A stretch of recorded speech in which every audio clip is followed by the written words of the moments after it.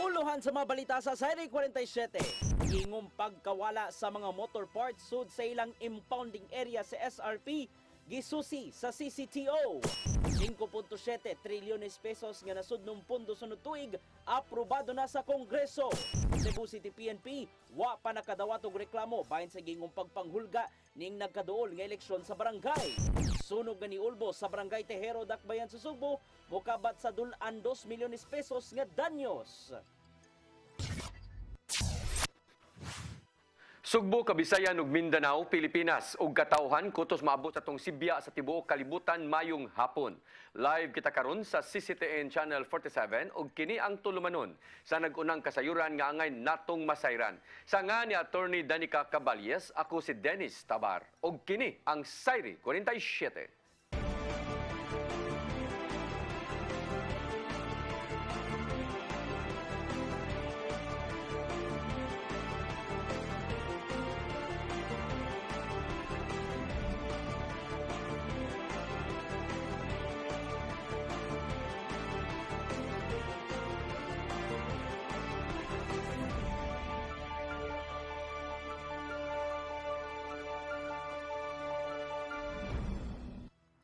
Og karon sa kompletong detalye sa atong mga balita, Cebu City Transportation Office mipahigayon og investigasyon.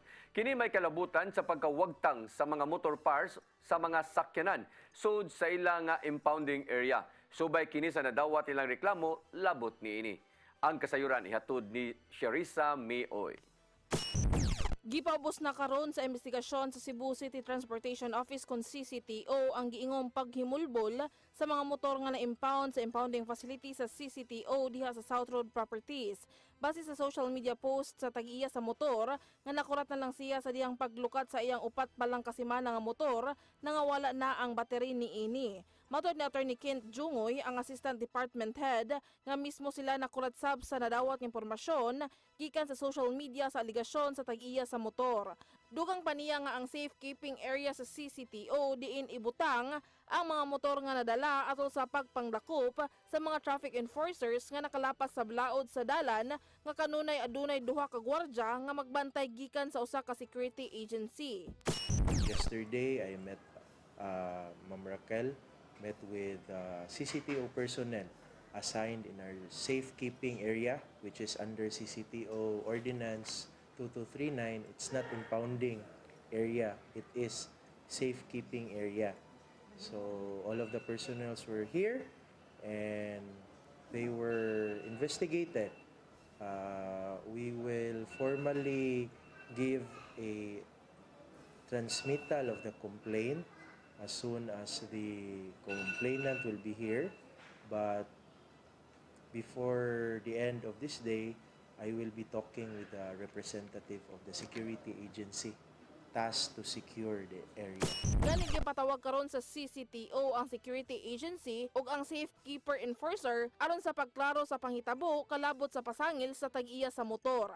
Nasairan nga na-impound ang motor tungod kay wala pa kini ma-release ang rehistro gikan sa iyang gipalitan sa motor. Mipasalig sab sa Attorney Jungoy nga andam nga mutabang ang CCTO sa tag-iya sa motor sa legal nga aspeto ilabi na kung mapamatud-an kung kinsa ang responsable sa pagpangawat sa parte sa iyang motor. And I also gave an assurance to the complainant, even though we were not able to talk face-to-face and personally, that we will extend legal support in relation to his complaint, considering that the best venue for these kinds of issue is within the office. So we made concrete actions. Sherissa Mioy, CCTN News. Traffic Enforcement Agency of Mandawi kunti mupakatap og mga bicycle enforcers sa kadalanan. Sila mo ay mag-monitor sa mga badlungon nga mga driver nga mogamit og bicycle lane diha sa kalsada sa Mandawi City. Ang kasayuran ihatod ni Mary Rose Sagarino. Mupakatap og bicycle enforcers ang Traffic Enforcement Agency of Mandawi kon team sa nagkadaiyang kadalanan sa Mandawi. Sila mawang traffic enforcers nga mosuroy sa kadalanan ug motuman sa ilang buhaton samtang nagamit og bisikleta. Sila gimando sa pagsiguro nga ang mga siklista mosubay sa bike lane ug pagmonitor sa mga badlungon nga motorista nga mogamit sa maong lane.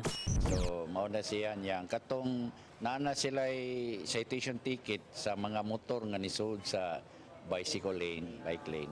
Daghang gi-violator sir? Di na gid kayo, di pareha sa una nga mo average ta usahay 100 ka motor nga ma-apprehend nato. Sagad sa bicycle enforcers gideploy sa Adel Rosario Street, SB Cabahog Street ug AC Cortez Avenue. Napo ka bisikleta ang nadawat sa Mandawi. Isip usa ka bike-friendly city sa Pilipinas sa tinuig nga Mobility Awards. 7 niini ang gihatag ngadto sa team. Ang bicycle enforcers gitahasan usab sa pagpahigayon og information ug education campaign bahin sa Bike Ordinance sa Mandawi. Sa Bike Ordinance sa syudad nga napasar niadto pang tuig 2021, ang mga siklista kinahanglang magsulob og helmet og reflectorized cloth. Kinahanglan usab adunay suga o reflector ang ilang bisikleta. Hinuon matod ni Humawas nga wala pa kini nila striktong gipatuman. Para next time nga mo kuha na gid ta sa kanang atong city ordinance, di na gid sila ka deny nga wa sila kay baw. Pero sa karon di pa ta istrikto. Di pa gyud kanang ato lang silang gikuan ni ato ipakita nga mao ni saktong helmet, mao ni saktong mga gadgets nga ato ibutang sa bisikleta. Mary Rose Sagarino, CCTN News.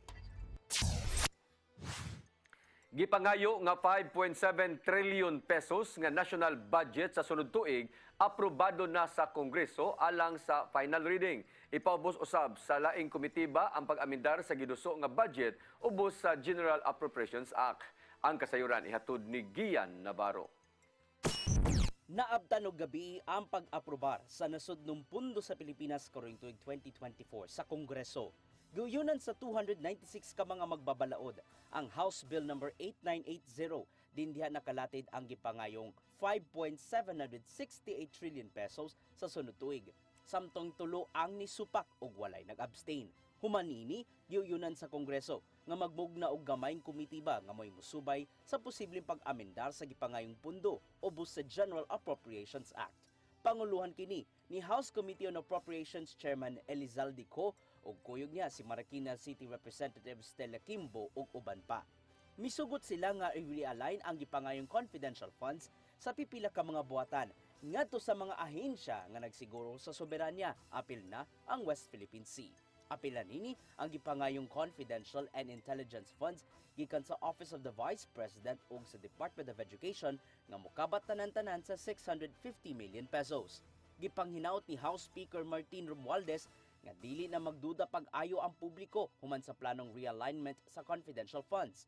Dungan sa pagpasalamat nini ngadto sa mga kauban tungod sa paspas nga pagpasar sa national budget. But also because we continue to be a faithful and dependable partner of the Executive Department in bringing about policies that enhance the well-being of our fellow Filipinos and strengthen the capacities of both the national and local governments. I am confident that with our steady and stable pace, driven by our eagerness to fulfill our duties, the rest of our targets are achievable. Let us do our best and prove that through our solid efforts. Apan gi-question sa pipila ka mga kongresista ang dinaliang pagpasar sa nasudnong pundo. Si House Assistant Minority Leader Arlene Rosas nagkanayon nga sukuhay ang pipila ka mga provisions sa gitinguha sa administrasyon. Napagganusab si Kabataan Party List Representative Raul Manuel sa mikropono atol siyang speech. Naninguha ang mga magbabalaod nga mapirmahan ni Presidente Bongbong Marcos ang 2024 national budget sa di pamahuman ning tuiga. Gian Navarro, CCTN News. AFP Visayas Command bipasaka og kaso sa usa ka organisasyon human nakakuha og ebidensya nga ang madawat nga pundo gikan sa gawas sa nasod gigamit alang sa communist terrorist group. Moabot sa 27 ka mga individual lakip sa gikiha ngadto sa Piskaliya sa Dakbayan sa Sugbo. Ang kasayuran ihatod ni Arnold Bustamante. Niadtong Mayo 23, 2023, may pasagag kaso ang Visayas Command pinagi sa 302nd Brigade, 3rd Infantry Division ug ang Police Regional Office 7 sa usa ka non-government organization nga mao ang Community Empowerment Resource Network Concernet subay sa kalapasan sa Republic Act 10168 nga nailangad the Terrorism Financing Prevention and Suppression Act of 2012. Ang CERNET narehistro kini sa Securities and Exchange Commission isip non-stock non-profit organization nga nagbase sa Dakbayan Sugbo. Nakakuha ebidensya ang kasundaluhan nga aga maong organisasyon sa dugang panahon may gihimong taytayan aron punduhan og dakong kantidad sa kwarta ang Communist Terrorist Group nga mao ang New People's Army. Mato ni Army Brigadier General Joey Escanillas, ang commander sa 302nd Brigade, nga ang maong legal front organization mohimo kini programa alang sa mga mag-uuma o grupo sa kabus nga mga komunidad nga punduhan sa langyaw nga organisasyon apan ang 60% rini dito mapunta sa komunistang grupo nga mao ang NPA alang sa ilang teroristang pagpangatake sa Negros Islands ug ubang bahin sa Eastern Visayas. These terrorist groups strategy has evolved. They use the development workers from the created NGOs as their power to help the marginalized sectors address their issues. NGOs then make private proposals addressed to various international foundations. Once approved, funds then being transferred to the NGOs for distribution. Funds ranging from 50,000 up to million pesos are being processed in the name of helping the marginalized groups or sectors. Gibutyag ni Escanillas nga sukad itong 2012, base silang kakwintada, moabot na sa kapin 300 milyones ka pesos ang natigong nga pundo sa CERNET apan ang napunta sa mga kabus jutay lang tungod kay ang tinuod nga gitabangan sa mga organisasyon mao man ang mga terorista. Mabot ngadto sa 20 city ka mga individual ang apil sa gipasakan og kaso lakip na nini ang mga inilanga personalidad sa Dakbayan sa Sugbo nga nailang nga mga human rights lawyer ug ang usa ka organisasyon nga nagrepresentar sa mga mag-uuma nga mao ang Farmers Development Center kon FARDEC. Independent individual, a group of lawyers na curious about this. They conducted an investigation. It's actually based on open source data. Hindi ito acquired na patago, kundi open source. And based sa result nila, investigation, as of 2018, CERNET and its core organizations have accumulated more than 330 million from foreign funding agencies. So, considering 60% of that will go to the GDP, more or less 200 million will go. Kung hingpit na nga mapasaka ang maong nga kaso nga to sa korte ug mahunong naa nga paghatag og financial support sa usa ka langyaw nga NGO. Matod ni Escanillas nga dako kining epekto sa operation sa NPA sanglit mao kini ang gigamit nila sa pag-recruit og mga tao o pagpamalit og armas lagip na bala nga ibatok sa armadong kusog sa Pilipinas. We have to stop or put an end to the terror acts of the CTGs and expose their deceptive tactics, and cut the resources in supporting their armed struggle. So that's why we are doing this. This is for our countrymen. This is for the victims of the decades-long of their terroristic activities, to give justice to the victims. Si Police Colonel Edel Pereira, ang hepe sa Regional Legal Office sa Police Regional Office 7 kaniyon, nga sila ang nag-andam sa mga dokumento sa pagpasakag kaso nga sa korte ug sila usab ang mga bugar. Matud niya nga doon na sila ligong ebidensya nga gihupta ng gobyerno batok sa CERNET o mga personalidad nga magmatuod nga nakalapas sa balaod ang maong organisasyon. Again, your PNP is totally supporting the armed forces in their functions and in their trying to maintain the insurgency-free and conflict-manageable situation in the whole region. Gawa sa CERNET, doon na pa laing People's Organization ang gitakda nga pasakaan og kaso human masuta nga mihatag usab kinig financial support sa komunistang grupo nga naglihok sa Visayas region. Arnold Bustamante, CCTV News. Gihimakak sa leader sa gingong kulto sa Surigao del Norte ang pasangil kabahin sa pagpakasal sa mga bata o wa usab sila pagpaeskwela. Gisukit-sukit ni Senador Risa Ontiveros ang leader sa Socorro Bayanihan Services Incorporated atol sa hearing kung gipugos ba niya ang mga batanon sa pagpalangoy sa hugaw sa tao. Apan nitubag ang leader nila nga si J. Renz Kilario atubangan sa Senate Committee nga nang hambog lang kung namakaklang ang mga bata. Dugang paniya nga wa gipugnan ang mga bata sa pagpaeskwela. Tungod ni ini, mipahimangno si Senador Ronald Bato de la Rosa nga mapriso si Kilario kung ugaling na makaklang sa mao nga hearing. Samtang nakahigayon sa pagsaysay ang mga kanisakop sa SBSI sa mga pasangil nga giatubang sa grupo gikan sa child abuse, pagpriso ug uban pa. Proposal sa Archdiocese Cebu nga sugbuswak gipakita ngadto sa grupo sa mga laiko gikan sa kalungsuran. Ang kasayuran ihatod ni Gian Navarro. Giselebrar sa managlaing lay groups ang National Laity Week nitong Sabado sa IEC Convention Center. Gatusan ka mga laiko ang nag-abot og sila nakahigayon sa pagpaminaw sa proposal sa Archdiocese of Cebu bahin sa pagbahin-bahinini ngadto sa tulo ka mga dioceses. Mato de Febarino, ang chairman sa Commission on the Laity sa Archdiocese nga mahinungdanon kayo ang taas sa mga laiko bahin sa gidusong sugbuswak. Usa sa pinakadako nato is the talk of Bishop Billones, the role of how important the role of the Cebuano laity in the sugbuswak. O unsay atong mga pangandoy, unsay atong mga kahingawa. Gipasabot ni Auxiliary Bishop Bedifil Billones nga nahimog sa pagbalik ang konsepto sa sugbuswak atol sa ika-500 nga anibersaryo sa Kristyanismo sa nasod. Mato dila nga ang paghimugso sa Cebu North ug Cebu South Diocese pinasubay sa kasaysayan ug kaagi sa mismong lalawigan isip cradle of Christianity sa Asya. Sugbuswak, the birthing of the local Church of Cebu to daughter churches, is therefore naturally inspired, ecclesiologically grounded, historically based, and pastorally necessitated. In short, it is natural, ecclesiological, historical, and pastoral. Nagaygayon sa pagsusi ang CCTN News Team sa mga nipabor sa sugbuswak. Suma pa nila nga dako kini og tabang aron mas mapaduol pa ang pagserbisyo sa simbahang Katoliko. Dungan sa panghinaut nga matuman kini sa pagbuot sa Ginoo.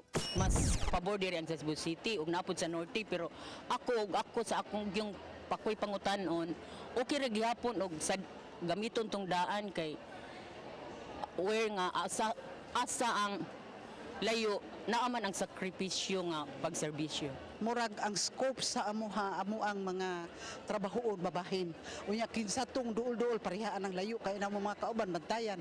Maglisod sila gari diri sa Cebu. Kung ma-divide na ni at least maduol-duol sad sila. Nagkaigayon sa pagpadangat sa ilang kahingawa o paghinaot ang mga lay groups pinagi sa pagsuwat sa mga nadawat nga paper petals atol sa presentation. Ang tanang tubag nga ilang gipangsuwat, igumon og idokumento sa Archdiocese aron malakip sa ilang proposal.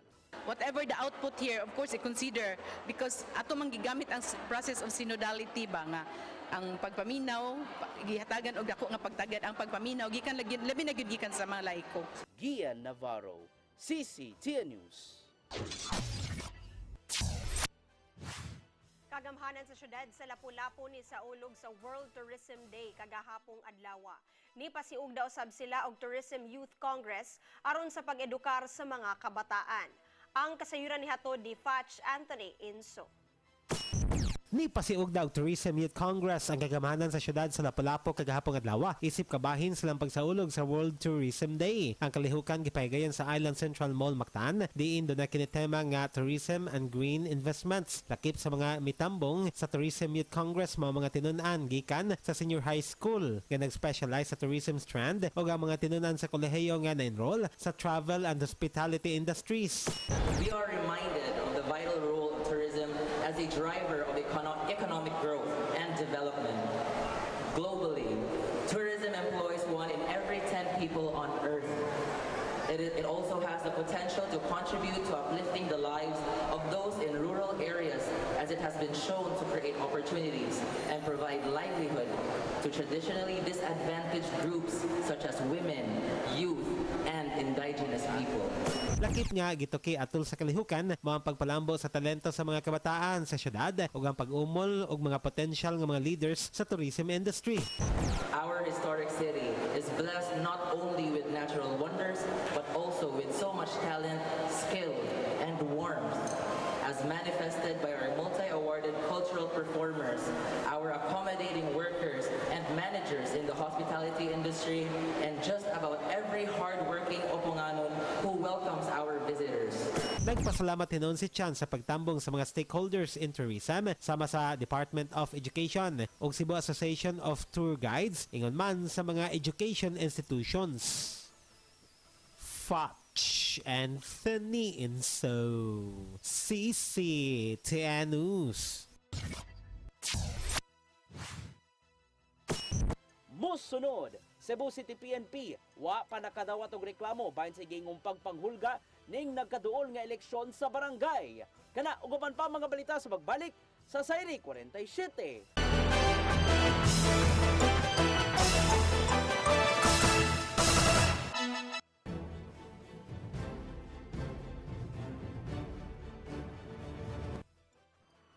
Balik sa atong mga balita, Cebu City Police Office wa pa makadawat og reklamo gikan sa mga magpapili sa barangay og sangguniang kabataan election nga diha sa post sa social media sa usa ka barangay official nga siya gihulga gisusi na sa kapulisan. Ang kasayuran ihatod ni Arnold Bustamante. Ning nakaduol na ang barangay ug sangguniang kabataan eleksyon, wala pa makadawat og reklamo ang Cebu City Police Office nga dunay kandidato nga gihulga ang ilang kinabuhi gawas sa usa ka incumbent barangay official nga nagpost sa social media nga gipadalhan siya suwat nga kung dili mo atras sa pagsuporta sa usa ka kandidato, usa ka bala ang moigo kaniya. Si Police Lieutenant Colonel Janet Rafter, Deputy City Director for Operation ug kasamtangan nga Information Officer sa Kaburusan sa Dagpay Sugbo, nga human niya mabasa ang mao nga post sa social media. Iyan na kining gipasusi siya nga mga personnel. Diangkon matud pa sa mga barangay official nga tinuod nga dunay siya nadawat nga hulga tungod siya nga pagsuporta sa usa ka kandidato. Pagkakapitan apan matud ni Rafter nga ayan pa kini nga sutaon pag-ayo. According to him, yes, naagid siya ihulga na dawat, but again, ato pagid nang ikuan, ato po nang ipalaluman pagid nato ang investigasyon ug sa katinuod. Kay although na siya na-receive, but ato tan-awon gid atong kuanan, ato gid ning sutaon para may bala nato kung kinsa gid nagpadala kaniya o kani mga inani nga mga hulga-hulga. Yawag ni Rafter ang mga magpapili sa nagsingabot nga barangay eleksyon nga kung dunay madawat nga hulga silang kinabuhi, labing maayo nga mo report dayon sa kapulisan tungod kay ila dayon kini nga hatagan og pagtagad. Andam sila nga mohimog threat assessment kung unsa ka balido ang maong hulga para makahatag sila security kung mahatagan og pagtugot sa Commission on Election. Arnold Bustamante, CCTN News. Commission on Elections sa syudad sa Mandawi di pahimangnon usab sa mga kandidato sa umaabot nga barangay ug sangguniang kabataan elections nga dili mo pahigayon og premature campaigning. Usa na ka kandidato ang gireklamo bahin niini. Ang kasayuran hatod ni Mary Rose Sagarino. Gipahimangnuan sa Commission on Elections sa syudad sa Mandawi ang mga kandidato sa umaabot nga barangay ug sangguniang kabataan elections sa paglikay sa paglambigit sa premature campaigning aron dili magproblema. Giingon nga ang mga kandidato gipahibaw ng daan sa mga guidelines ato sa ilang pagsangat sa Certificate of Candidacy ni adtong Agosto. Usa sa striktong gidi ang bisan unsang matang sa premature campaigning, naglakip sa pagbutang og mga tarpaulins, pagmugna og mga asosasyon pagpromote kanila o guban pa. Matod ni Attorney Ana Flor Guhilde ang election officer sa Comelec Mandawi sa usa ka text nga aduna na sila hinatala nga kaso sa premature campaigning. Nagdumili siya sa pagpangan sa maong kandidato. Giklaro usab ni Guhilde nga ang reklamo gidiretso og pasa ngadto sa Law Department sa Comelec Central Office nga mausay mo pahigayon sa investigasyon. Giingon niini nga kung mapamatud-an nga guilty ang kandidato, bisan og mudaog sila, dili kini makaasumer sa katungdanan og mamahimo pang mapriso. Ang kampanya magsugod sa Oktubre 19 og mulungtad hangtod sa Oktubre 28. Ang election day ipahigayon sa Oktubre 30. Mary Rose Sagarino, CCTN News. Kagamanan sa Sugbo may pamulta sa Cebu Port Authority tungod sa pagkural sa usa ka luna diha sa South Road Properties. Matod sa Office of the Building Official nga wa kini fencing permit gikan sa ilang buhatan. Ang kasayuran ihatod ni Sherissa Mayoy. Gipamulta sa Cebu City Office of the Building Officials ang Cebu Port Authority kon CPA human nga illegal nga mikural sa usa ka luna sa South Road Properties nga giangkon nga ila. Matod ni Architect Florante Catalan, ang pangulo sa Ubo, ngatol sa inspeksyon nga gipatuman nila ganinang buntag, naabtan nilang gikoral na sa kontraktor sa CPA ang Boulevard diha sa SRP. Pasabot niya nga walay fencing permit ang CPA gikan sa syudad nga mapakita ang kontraktor sa pagkoral, hinungdan nga ila kining giisyuhan og notisiya nga work stoppage order og illegal construction. Nag-serve ta og notice of illegal construction and work stoppage order. Dito kay nakita nato nga nag-fence sila along that area without securing first fencing permit.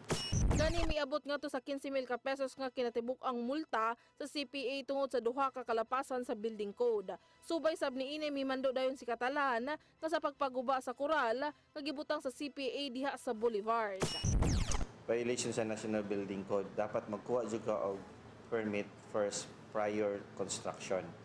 Now, during the inspection, ang atong nakita is only a tubo and a sin. I think mararag ka ng temporary ra siya ba? I don't know nga ano po sila nga wala po sila nakuha og permit for that one. Napakadali raman unta ang ato ang processing sa building permit o fencing permit. Sherry Zamay-Uy, CCTN News. Buhatan sa Integrated Bar of the Philippines sa Sugbo, ibalhin sa laing lugar.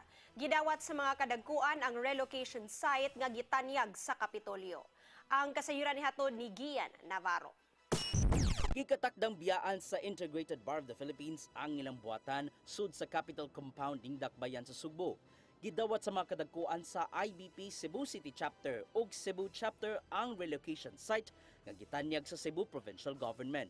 Laumang mahimutang ang bag-ong buhatan sa IBP sud sa Department of Agriculture Compound sa may M. Velez Street, Dakbayan sa Sugbo. Silang relocation site, moabot sa 648 square meters ang gidakon sa lugar. Mas dako kini itandi sa 200 square meters sud sa Kapitolyo.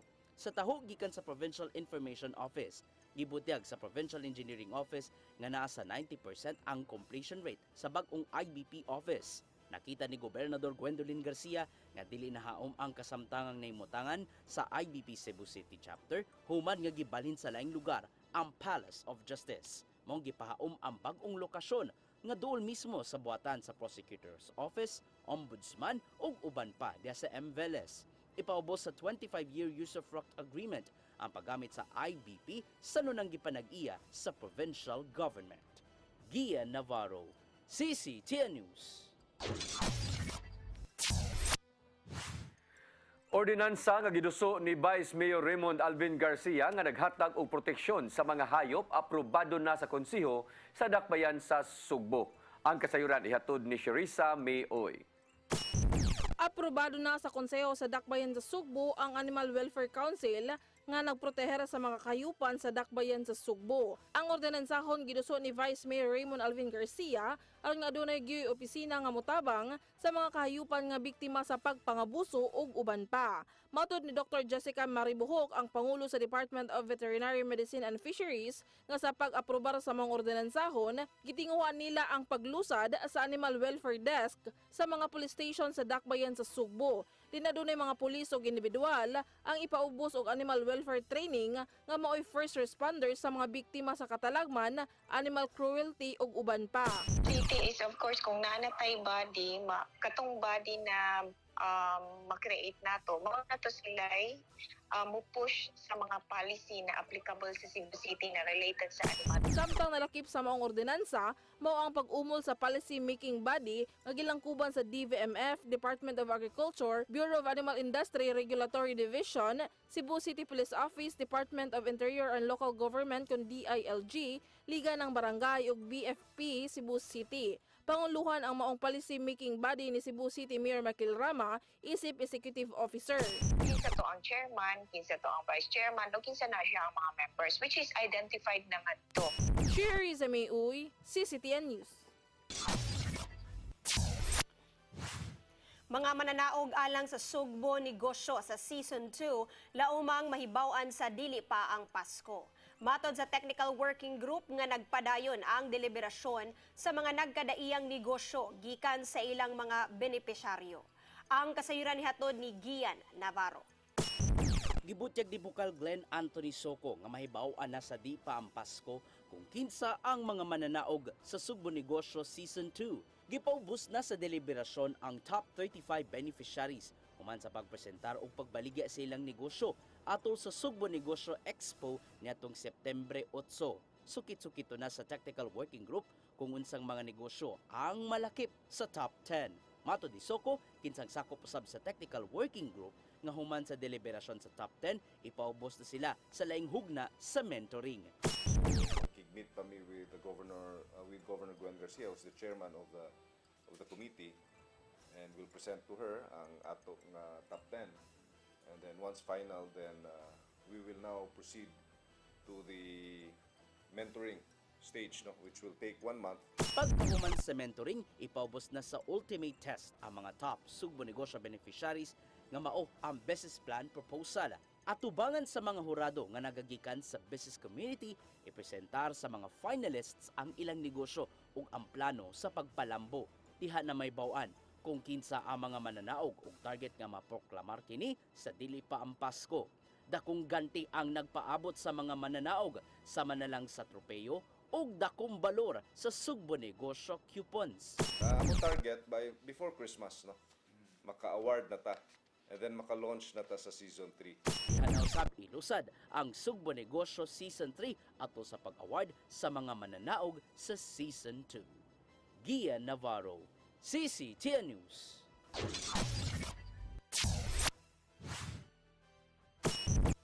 Mosunod, sunog nga niulbo sa Barangay Tejero, Dakbayan sa Sugbo, mukabat sa dulan 2 milyones pesos ang danyos. Kana, uguban pa mga balita sa pagbalik sa Sayri 47.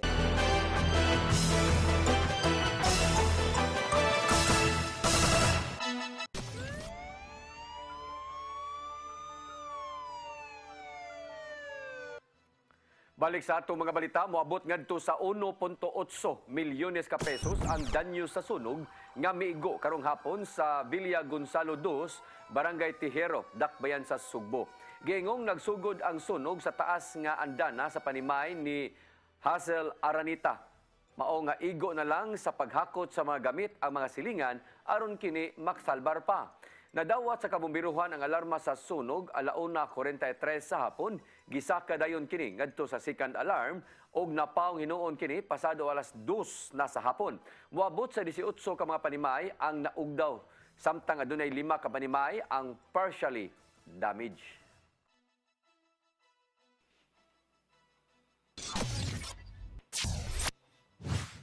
13 anyos nga dalagita giingong gipuli-pulihan og lugos sa duha ka lalaki sa Barangay Paho, syudad sa Lapu-Lapu. Na-rescue hinuon siya human nangayo og tabang ang iyang amahan og igsuon sa barangay. Ang kasayuran nihatod ni Patch Anthony Inso. Na-rescue sa barangay ang usa ka 13 anyos nga dalagita human siya giingong gipuli-pulihan og lugos sa duha ka lalaki sa Barangay Paho ganihang tungang gabi. Mato ni Paho Barangay Captain Wendel Bolyos nga ang biktima ni uban kagahapon sa iyang amiga didto sa Barangay Mactan aron manglaag. Apan gitawagan sa iyang amiga ang mga sospek og kalit lang siyang gibiyaan nini. Suma ni Bolyos nga gidala sa mga sospek ang biktima sa ilang panimay sa Barangay Paho diin sila nag-inom og ilimnong makahubog. Libalibad unta ang biktima sa apan gipugos siya sa mga sospek sa dihang nahubog na ang biktima giingong didto na siya gipuli-pulihan og lugos sa mga sospek. Gitugan ni Bolyos nga tungod sa kabalaka sa mga ginikanan sa biktima hinungdan nga nagpakitabang ang papa og igsoon nini sa barangay din ilang natultulan ang nahimutangan sa biktima. Human na rescue na sikop sa mga personnel sa barangay ang 16 anyos nga sospek samtang nakaikyas ang 21 anyos nga laing sospek. Daling gi-turn over sa barangay ang sospek ngadto sa kapulisan samtang gipaubo sa medical examination ang biktima. Patch Anthony Inso, CCTN News. Na-recover sa PNP Criminal Investigation and Detection Group ang mga armas de fuego atol sa managlahing operasyon dinhi sa Sugbo kagahapon. Usa sa mga nasikop mo ang miyembro sa usa ka sindikato. Ang kasayuran ihatod ni Mary Rose Sagarino.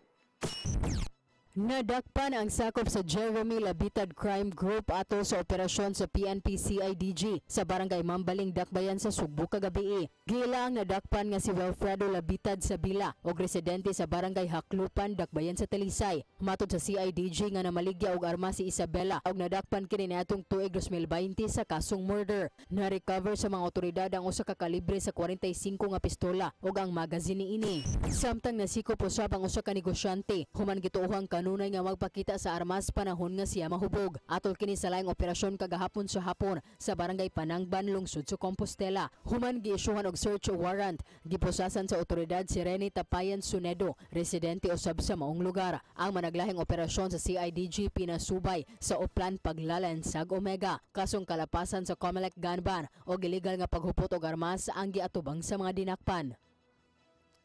Mary Rose Sagarino, CCTN News. Lamdag, uban ni Tatay Dodong Limchua. Kaya ang sala, kabahin man sa tawhanong kinaiya. Sukat pa niya itong panahon, niyadan og iba. Mao nga ang Ginoo nagtinguha nga ang katawhan maghinulso sa ilang mga sala ug mangayog pasaylo. Kaysa 2 Pedro 3:5 nagingon, ang Ginoo dili maglangan sa pagtuman sa iyang gisaad sumala sa gihunahuna sa uban.